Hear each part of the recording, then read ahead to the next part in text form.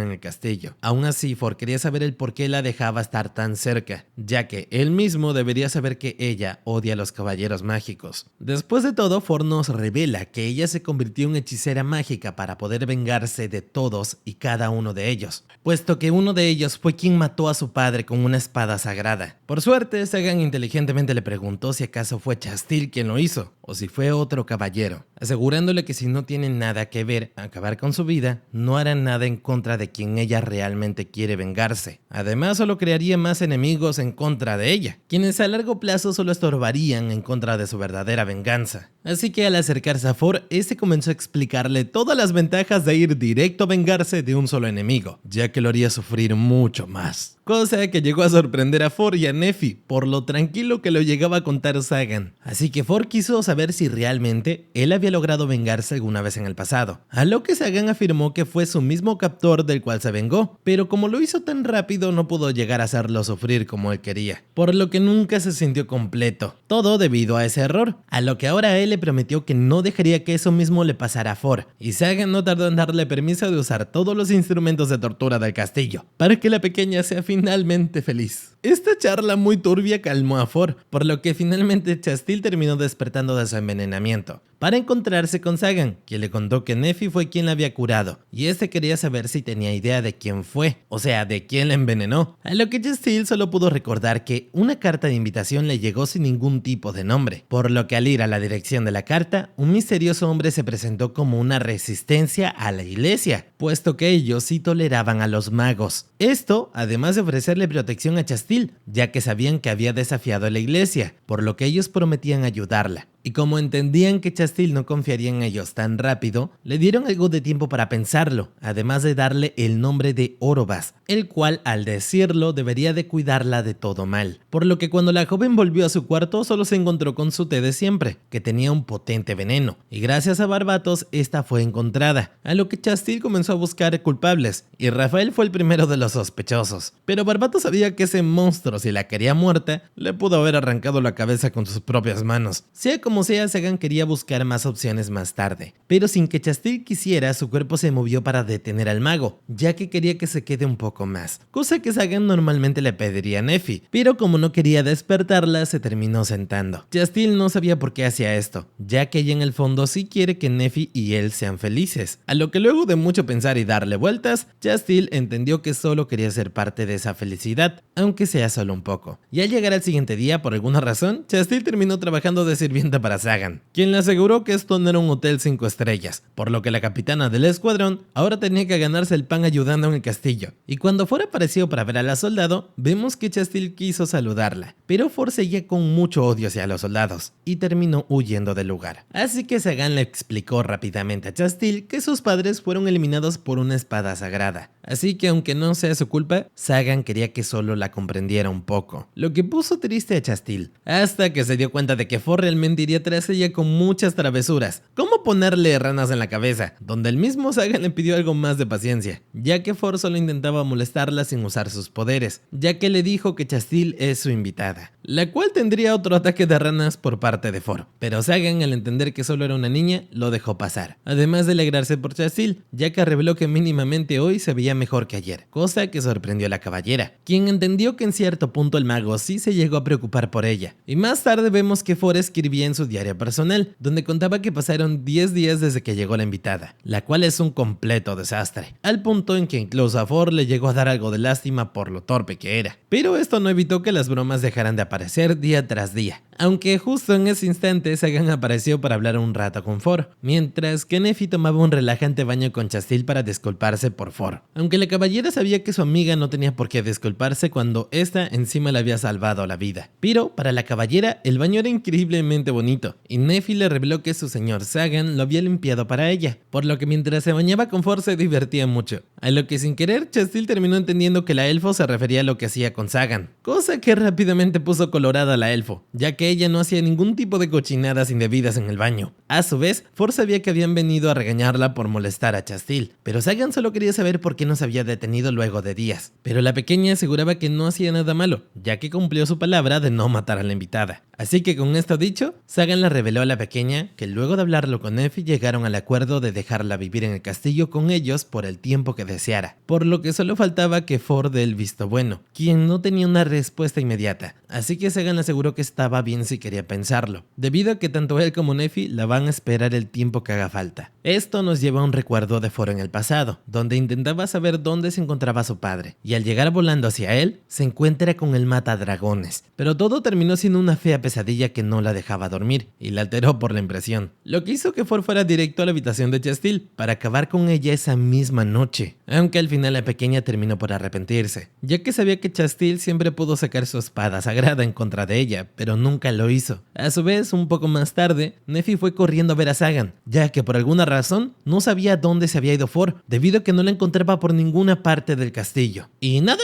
ya solo eso. Si les gustó, suscríbanse para apoyar al canal, comenten la palabra bromas para demostrar que se quedaron hasta el final, ya que no mucha gente suele hacerlo. Nos vemos.